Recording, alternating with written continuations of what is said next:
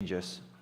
So Lord, give us humble hearts this morning, willing to change, willing to learn from you. I ask all these things in your precious name and in the power of the Spirit. Amen. Well, I don't want to brag. I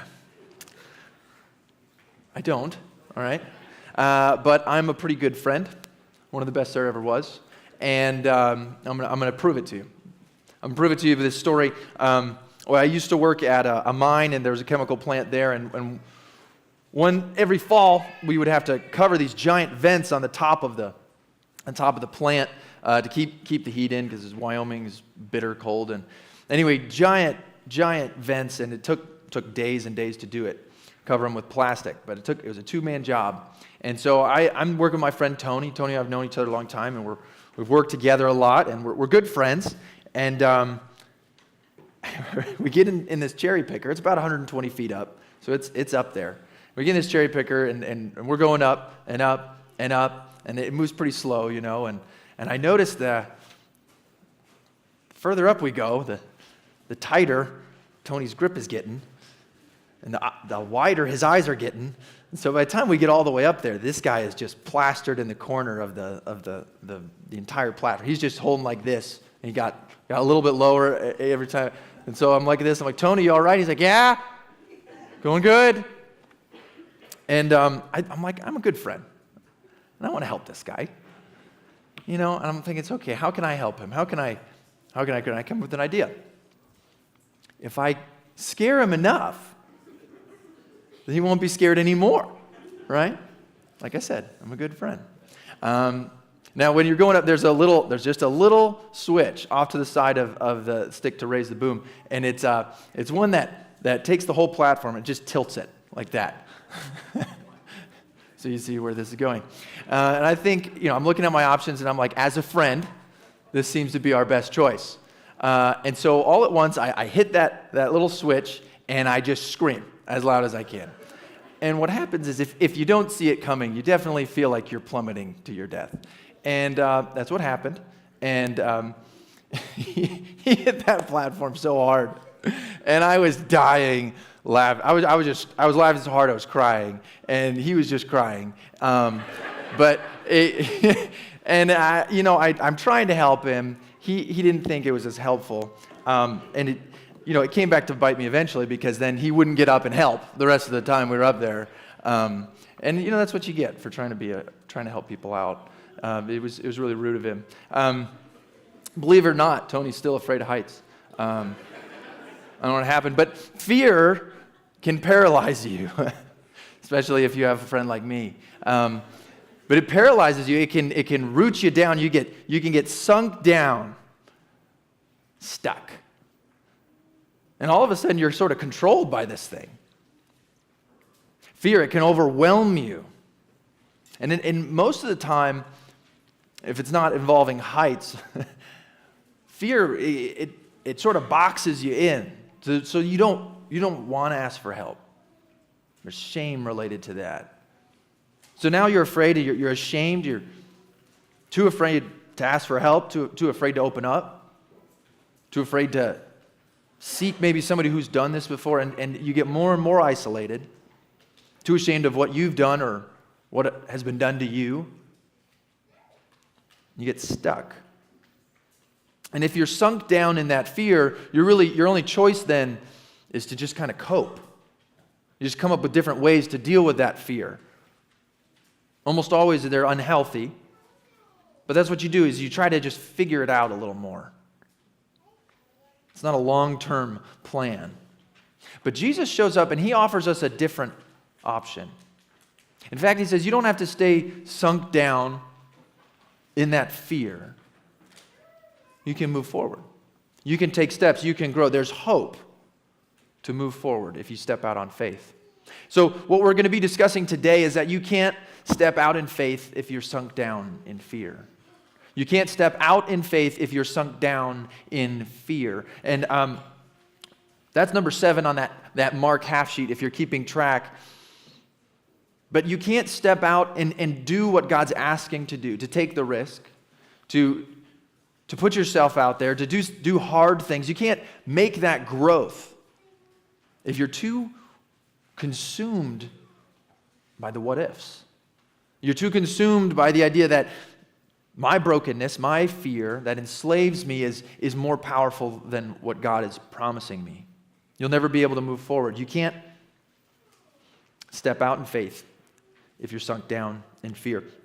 Now, let me show you where I got this in Mark. We're moving forward in our Mark Following Jesus series, and as we walk forward in Mark, today in Mark 5, we're going to run into some really interesting, really desperate characters. So if you want to open there with me, if not, you can read along on the, follow along. Don't read along. I'm sorry. People are going to start reading at me, and we're going to get all off. I'll do the reading. You just sit there and mind yourself, all right? In Mark, so starting in verse 21, it says, "When Jesus had crossed again in a boat to the other side, a large crowd gathered around him, and he was by the sea. Then one of the synagogue leaders named Jairus came up, and when he saw Jesus, he fell at his feet. He asked him urgently, 'My little daughter is near death. Come and lay your hands on her so that she may be healed and live.' Jesus went with him, and a large crowd followed and pressed around him. Now a woman was there who had been suffering from a hemorrhage for 12 years. And she had endured a great deal under the care of many doctors and had spent all that she had. Yet instead of getting better, she grew worse. When she heard about Jesus, she came up behind him in the crowd and touched his cloak. For she kept saying, 'If I only touch his clothes, I will be healed.' At once the bleeding stopped, and she felt in her body that she was healed of her disease. Jesus knew at once that power had gone out from him. He turned around in the crowd and said, 'Who touched my clothes?' His disciples said to him, 'You see the crowd pressing against you, and you say, "Who touched me?" But he looked around to see who had done it. And then the woman, with fear and trembling, knowing what had happened to her, came and fell down before him and told him the whole truth. He said to her, 'Daughter, your faith has made you well. Go in peace and be healed of your disease.' And while he was still speaking, people came from the synagogue leader's house saying, 'Your daughter has died. Why trouble the teacher any longer?' But Jesus, paying no attention to what was said, told the synagogue leader, 'Do not be afraid, just believe.' And he did not let anyone follow him except Peter, James, and John, the brother of James. And they came to the house of the synagogue leader, where he saw noisy confusion and people weeping and wailing loudly. And when he entered, he had said to them, 'Why are you distressed and weeping? The child's not dead, but asleep.' And they began making fun of him. But he forced them all outside. And he took the child's father and mother and his own companions and went into the room where the child was. Then, gently taking the child by the hand, he said to her, 'Talitha koum,' which means, 'Little girl, I say to you, get up.' And the little girl got up at once and began to walk around. She was 12 years old. And they were completely astonished at this. He strictly ordered that no one should know about this and told them to give her something to eat." So this is a fascinating story. In fact, it's another one of these sandwich stories where he starts one, then he tells the second one, and then he comes back and he finishes the first one. That's pretty classic in Mark. We're going to run into 6 of those throughout this, but really desperate people in this. Really desperate. First is this guy, Jairus. And he was a synagogue official. Now, synagogue would mean the weekly place where the Jewish people would gather to worship and to learn. And him being in charge of it, he wouldn't really be a teacher. There'd be the scribes and the Pharisees, but he would be more the guy who manages it, keeps the scrolls, finds the readers, manages the schedule and the crowds and the building, and which is a pretty high job. I mean, they don't just give that to anybody. At this time, he would have been really respected. Not like our trustees today, you know what I mean? Those guys, unbelievable. He's pretty high in this religious circle. He's powerful, is the point. But not powerful enough, because he's sitting there watching his 12-year-old daughter die, watching her sick and fading more and more and more. Eventually, he says, "I got to do something about this." And he runs and he finds you. And you can imagine this, running, pushing to the front of this crowd. There have been, I'm imagining, based on the text, I think there's probably several thousand people there, crowding around, people trying to talk to Jesus. And he makes his way to the front. He's got to stop Jesus. And so he falls down in front of him. And he grabs his ankle. He says, "Please, my daughter is dying. My little girl, please. And in that moment, Jesus, he shows us his heart, the heart of God, the person, the character, who God really is. He hears that faith, that request, and he says, let's go. Now we're on the way. We're on the way to heal this little girl. And we get interrupted with this other heartbreaking story. This woman shows up. And her life has been really, really difficult. To us, it sounds like a medical condition. All right, you can deal with that. But medical treatment wasn't the same back then as it was today. Right? It's something we kind of forget, that it wasn't until the 18th century that anybody was really cured from anything. There was all sorts of superstition. You go back and you look at some of the medical techniques of the time. So at her time, one of the prescriptions would have been, you got to get an ostrich egg. So we're starting off pretty good here. Burn it. You take that ash, you put it in a little leather sack, and you're going to carry that around during the spring. Then when it's winter, you're going to go ahead and dump it into a cotton sack. That's going to be your winter purse. So sort of a spring collection, fall collection type of prescription.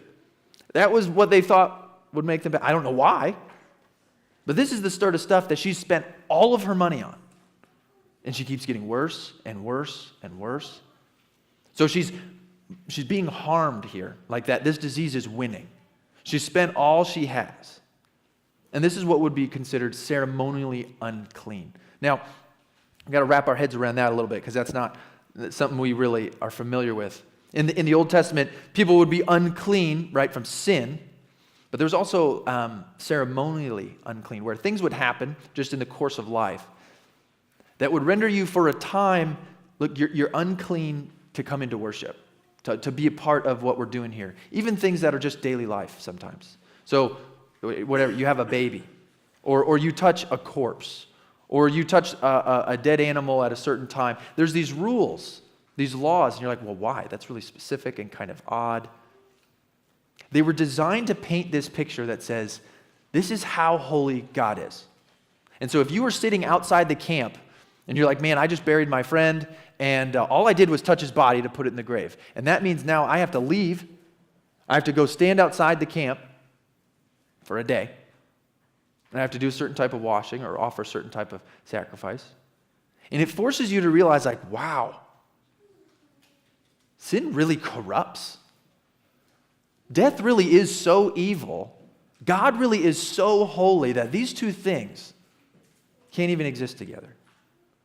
And so this was designed into the life of the Israelites, of the Jewish people. Now, imagine if you were like that all the time, though.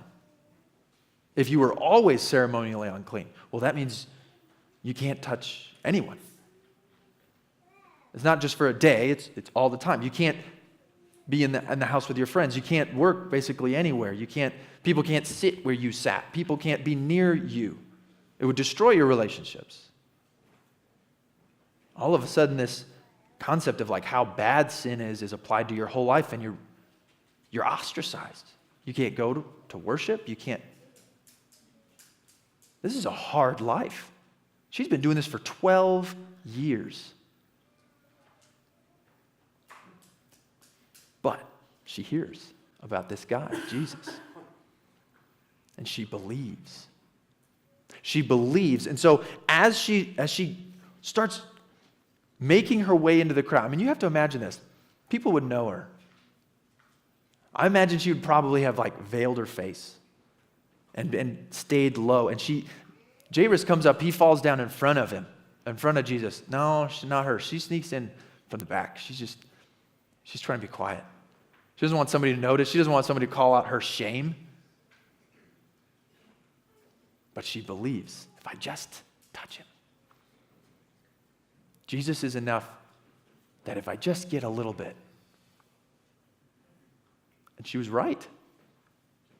She was right.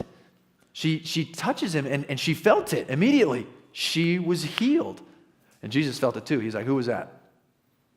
Now, I don't know what it feels like to have a miracle taken from you, like You know how you get a sneeze and then like it doesn't sneeze and your sinus is kind of like I feel like it was just like, hey, who did that, you know? And he starts looking around and he starts pointing to people and they're like, it wasn't me, you know, I didn't do it. I didn't touch you. Finally, she comes forward. It says with fear and trembling. I think she was still afraid of that shame. And again, here's that heart. That when someone does open up to Jesus, when someone does bring their brokenness to him, he doesn't reject them. He doesn't throw him down. How dare you? Who do you think you are? No. He calls her daughter. The most lowly, shamed person probably in the region, other than maybe a leper who's a similar life. Daughter. You know who else he calls daughter? Nobody. She's the only one that gets that identification. You know how powerful that is? That bringing the shame to him didn't get her cast out, it got her accepted. She came forward and she confesses the whole truth, it says. She confessed that she was unclean, that she shouldn't be there. That every person she touched on the way into that crowd made them unclean. She confessed that she knew Jesus could heal her, that she needed Jesus, and that she believed in him. And he says, your faith has healed you. She goes to him, she confesses, she has faith, and she gets to leave, it says, in peace. Now that's a happy story. Bringing our brokenness.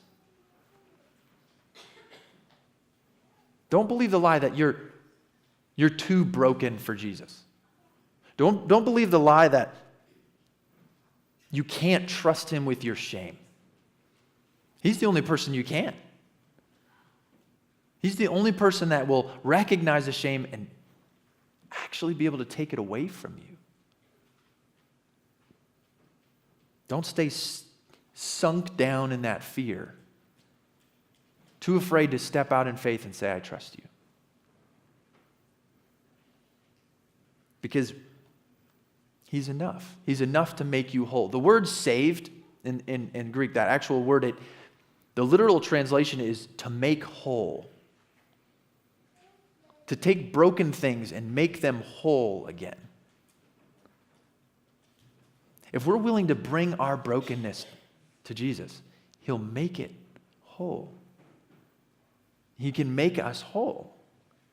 He can fix our brokenness if we trust him. Now, our attention got captivated by this woman, right? But then it snaps back to the girl when people from his house come. The messengers, they run up and they're like, hey, she's gone. Took too long doing this with this lady. You wasted too much time. She's gone. And this is pretty interesting because they say, don't bother him anymore. Now, why? Why do they think that Jesus can help a sick girl, but Jesus can't help a dead girl? If you look back in our passages, the miracles of Jesus have been building in power. First, he's talking to the wind. Then he's commanding demons. Then he's healing diseases that have been around for 12 years. But can he really do something about death? I mean, nobody can defeat death. You can defeat a disease, but you can't defeat death. That's what the messengers think. So they show up with this bad news. And Jairus has a choice to make. And he's leading him, right? So you can imagine he's pushing through the crowd. He's probably throwing elbows. Get out of the way. We got a place to go. He's leading Jesus. The messengers come up and they say, hey, forget it. Don't bother him anymore. And he looks back to see Jesus and Jesus says, what would literally be, stop fearing, just keep believing. It's a command in the language. Stop fearing, just keep believing. Which that passage is where we got that famous hymn, Don't Stop Believing. It's interesting. Which, Leanne, I don't know why we didn't sing that today. Don't stop. That's the command. Don't stop. So he has a choice to make. Does he step out in faith, sunk that no one could ever defeat death? And he chooses right. He pushes forward. He pushes past all the people who are mourning. He steps past them. He steps past all the people making fun of them. He keeps walking, following Jesus, following this guy who's going to cost him his job probably. If this goes sideways, it's going to look really silly. He's going to be so embarrassed. Everybody will make fun. He risks it all following this guy, this Jesus guy, because he believes. He steps out on faith. And you know what? He gets to see the power of the resurrection. He gets to see the power over death. There's a man who was, what is his name? G.B. Hardy. He's a Canadian scientist. They have scientists in Canada now, I guess. That's a joke. I got Canadian friends. It's okay. And he set out to do this test about true religion. What can religion actually offer me? And so he came up with these questions that this is what, if I go out and I try to find a true religion, this is really what it could offer me. It would have to answer these questions. He says, I have only two questions. Has death been conquered? And has it been conquered for me? Because if there's any other promise, if it doesn't conquer death, doesn't matter. And if they conquer death, but they can't attribute that to me, then I am out of luck. And he ended up at the same place anyone who ever pursues that question will end, at Jesus. Jesus of Nazareth, who resurrected. He came back from the grave, and in that resurrection, he's able to give us the power of resurrection. We have that promise in Jesus now. That's where he landed. And so he ended his research by saying this: all religious leaders in the world have occupied tombs. Only Jesus' tomb is empty. He's the only one. He's the only one, which means that if you can't step out in faith if you're sunk down in fear. Let me connect this for you. You can't step out in faith if you're sunk down in fear, which means your physical, your social, your religious, your whatever your fear is rooted in comes down to this core fear that I'm not good enough and I'm running out of time. Everyone's core fear, no matter where you apply it, no matter how it comes out in your coping mechanisms, come down to this core thing that says, I'm not good enough as a person, and death is coming, so I don't have enough time to fix this.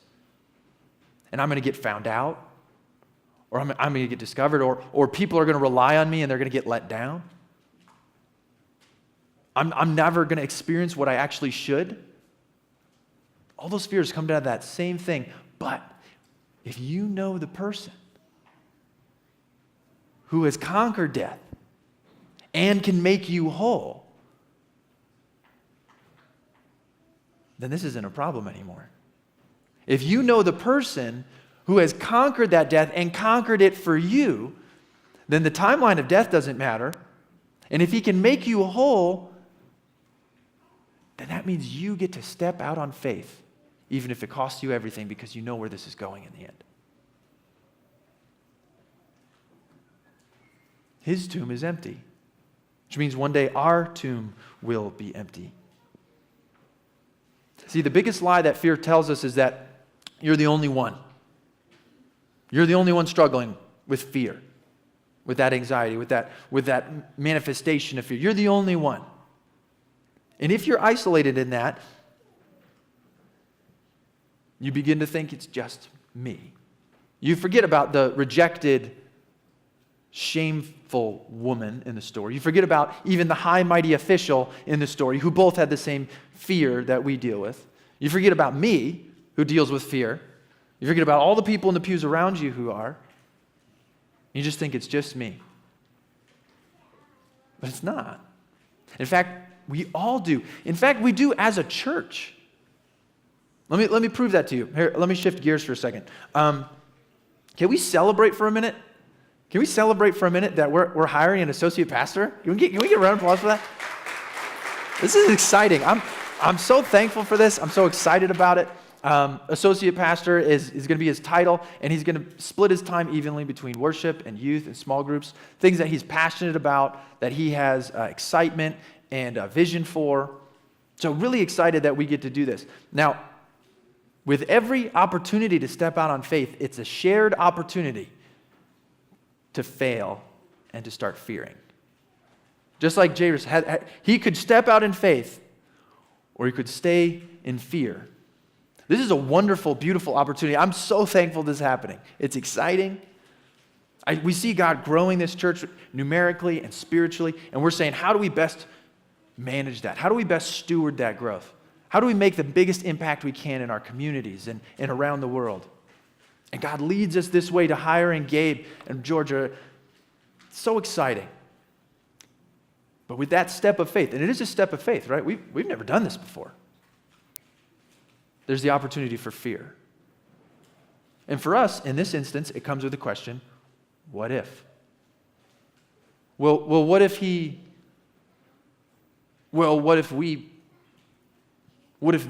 don't?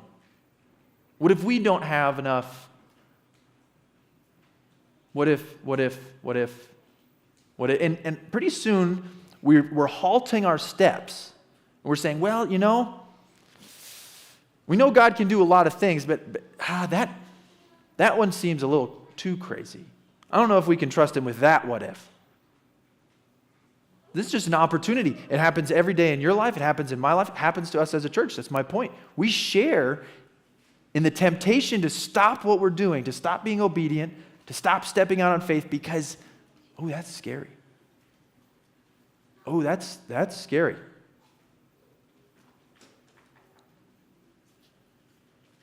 We all have fears that need to be destroyed by placing our faith in Christ and saying, no, I trust that we're doing what God's leading us to do, which means it will work out. It's guaranteed to work out because he's in charge. His tomb is empty. He's conquered death, and he's conquered it for me and you. He's conquered it for Westmark. What else could go wrong? You guys aren't as excited about that as I am. Maybe too much coffee today.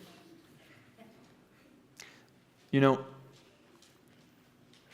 all have these fears. Trust in faith or to fail in fear. My mind goes to the Hansen family. If you're not familiar, was it the 25th? On May 25th, there was a car accident involving two kids over in Bertrand, outside of Bertrand. They were hit, and the young girl broke her femur, and she's doing well. The older boy, high school boy Carson, he's in bad condition. He's stable, but it's hard. He's in the Children's Hospital in Denver right now. A lot of fear there. Now here's a question. Carson, laid up in the ICU, how does that fit in the story with Jesus healing this girl? We trust that Jesus has enough power to heal Carson, amen? Here's a harder question.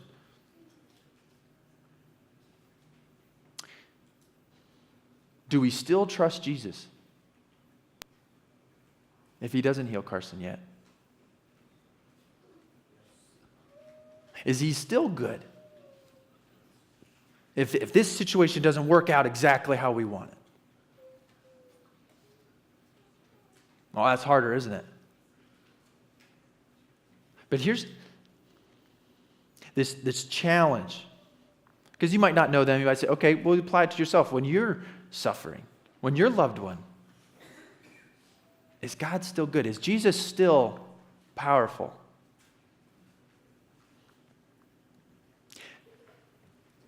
Every single person that Jesus went around and healed or brought back to life died. What is that? Why do you think he did that? I'll tell you why. It's the same reason we call it a miracle. It happens. And we're saying that's a miracle. That's not normal. That's not what this world is about. That is an interruption of God's power in this world in this moment. But there's a promise that he will heal us, that he will bring together the broken pieces. So this little girl was brought back to life, and she lived a life, and she died. Wait a minute, I thought he conquered death. He did. I thought he conquered death for her. He did. Which means the full promise isn't realized in this life. It's realized in the next one. When he gives us new bodies, when the earth is made back how it's supposed to, how he designed it, without evil, without sin, without death, without cursing. These things are curses on the world. They're tearing it apart. And so now in our life right now, we have a young man laying up in the hospital, and we're asking God, we want him to heal, and we believe that God can heal him. And from everything we know, Carson is a Christian. He's a young man of faith, which means that God will heal him in his time. See, part of faith is trusting in God's timing. I came with this definition of faith is trusting in Jesus' divine ability. He can do it. And the goodness of his timing. You need both of those. He can do it, and he will do it when it's best. In fact, that's something that I think I've repeated to myself a lot. Is God even going to do something? Can God do? Will he do? When will he? He can. And he will. When it's best. Oh, I believe God will do something, but are you okay with him doing it on his time? Oh, God will definitely act. God will definitely move in this situation. That's true. But maybe his timeline's a lot longer than yours. He can and he will when it's best, even if that's not in this life. See, the promises we have go beyond this world, and that's hard to remember in the moment. That's hard to grasp when we're watching someone we love hurt. But you have to remember, for all the promises of eternal life, there's a whole lot of promises about the suffering in this world. He can and he will when it's best. Do you believe that? Because that's not just like some church mumbo jumbo, we're going to put on a t-shirt deal. That's like your fears, your insecurities today and tomorrow, next Thursday, your anger, your lust, your gluttony, your insecurity about who you are and how you're made and what you're doing. Those things can be defeated with this faith. Your medical condition, your pain. He can heal you, and he will heal you when it's best. Which means you can stare that thing in the face and say, I trust in him, and I trust in his timing, and I'm going to stay faithful. And it might take the rest of your life. And you might not know why until after this life. But that doesn't make him less good. Because he can and he will when it's best. Confess that you need him. Trust in his power to save you. He can and he will when it's best. And that allows us to realize, I can't stay stuck in this. I can't stay sunk down in this fear if I want to step out. We can take that risk or that cost or that pain and say, I know this will hurt, but it's what's right. I know this is suffering, but it's what's good. I know this doesn't make sense in the business world or as a parent or I know this doesn't make sense to the other people watching, but this is what God says, and I'm going to stay faithful to that. Faith. You can't step out in faith if you're stuck down in fear. Which is why this is the perfect time to invite you to take communion. I'm going to ask the elders to come up. And as we share in communion together, that's what this is designed for. Jesus, think about this. Jesus gave this to the church as a tool for this purpose, that you would come to him as a church, confess that you need him, confess your brokenness. And in that brokenness, you're able to say, I trust you with this. I trust that you're going to make me whole. So maybe you've been listening to the sermon and a while ago you're like, yeah, that's me. I do need to confess. Yeah, that's me. I do need to talk to God about that. Yeah, that's me. I need to work on that. That's what communion is for. In this moment, there's not a cell phone, there's not a social media, there's not. Together with your church, you can come to God and say, this is where I'm broken, and I trust you to heal me in your time. Trust you to strengthen me. That's what this is designed for, and that's what I'm going to invite you to do. Take this time of quiet to open up. He's listening.